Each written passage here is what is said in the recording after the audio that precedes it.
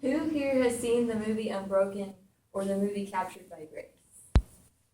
Well, if you haven't, don't worry. I'm speaking today to encourage you to develop the unbreakable spirit of Louis Zamperini and as you run your race for Christ. Louis Zamperini is a survivor and a real-life American hero. His never give up, never quit spirit remained unbroken as a young athlete, as a soldier, as a prisoner in a brutal Japanese POW camp, and as a post-war alcoholic. He ran and finished the race of life well. Louis was born in 1917 in New York State and moved to Torrance, California in 1990. His parents were first-generation Italian immigrants and raised Louis in a strict Catholic household. As a young boy, Louis ran from the police. As a teenager, Louis' brother, Pete, convinced him to run track for Torrance High School, where he set the U.S. high school mile record with a time of 14:21. Louis Zamperini qualified for the 1936 Berlin Olympics at the age of 19. He was the Olympic trial co-champion at the 1500 meters, and he tied with then world record holder Dan Lash. Zamperini went on to finish 8th at the 1936 Olympic Games in the 1500 meter with a 14:46 time. In 1938, Zamperini also set a national collegiate mile record, which held for 15 years, earning him the nickname Torrance the Tornado. Louis was a two-time NCAA mile champion at the University of Southern California, and he also led the USC to the NCAA outdoor team titles in 1938 and 1939. Running the mile race takes a special type of mental toughness, the ability to endure and block out pain in your muscles and lungs, the ability to push your mind and body beyond what you thought you could do to finish the race well. The strengthening and developing his mental toughness in high school and collegiate track would serve Louis well years later. In 1941, he enlisted in the United States Army Air Forces. He served as a bombardier in B-24 Liberators in the Pacific. On May 27, 1943, Louis Zamperini and his crew were participating in a search and rescue mission over the Pacific when their plane suddenly crashed into the ocean. Only 3 of the ship's 11 crewmen survived: Zamperini, pilot Russell Allen Phillips, and tailgater Francis Montgomery. Adrift on a pair of life rafts, with only meager provisions, the trio spent the next several weeks braving blistering heats, hunger, dehydration, and circling packs of sharks.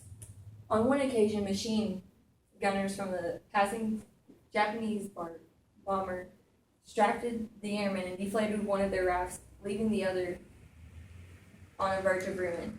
Zamperini and his fellow castaways survived on rainwater and occasional capture of birds and fish, but only soon saw their weight drop below 100 pounds.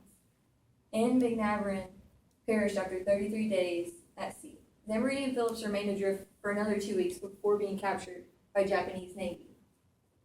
After being held for some 6 weeks on the island of Kwajalein, Zamperini was shipped to the Japanese mainland and eventually combined for 3 different interrogation centers and POW camps.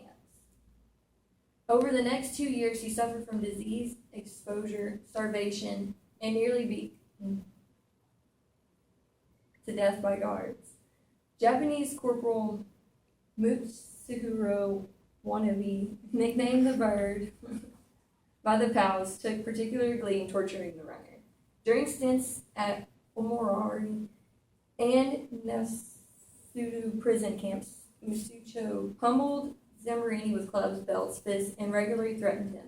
On one occasion, he had Zamperini hold a heavy wooden beam above his head and threatened to shoot him if he dropped it on another, or forced Zamperini and other American prisoners to punch each other until they were nearly all knocked out of conscious. Zamperini's reputation as a former Olympian saved him from execution at the hands of the Japanese, but it also saw him singled out for special punishment. Guards at the Ofuna Interrogation Center forced a weak and starved Zamperini to run foot races against Japanese competitors and then would beat him with clubs if he had the nerve to win. Later, Japanese officials at the Tokyo radio hauled him into their studio and tried to persuade him to read propaganda messages over the air. Zamperini had been given up for dead back home, and the Japanese hoped to use him as a tool to lower American morale and paint the U.S. government as being incompetent. Zamperini had been given up for dead. Oh, I'm just kidding. I just said that. Zamperini agreed to read the message telling his parents he was alive, but despite warning that he would be condemned to punishment camp, he refused to cooperate any further. When Zamperini returned from Japan after the war, he probably faced his biggest mental and emotional challenge of his life. The weight of his brutal experiences fell on him. He had constant nightmares about brutal treatment in the Japanese prison camp, and like so many other war vets, he began to drink heavily.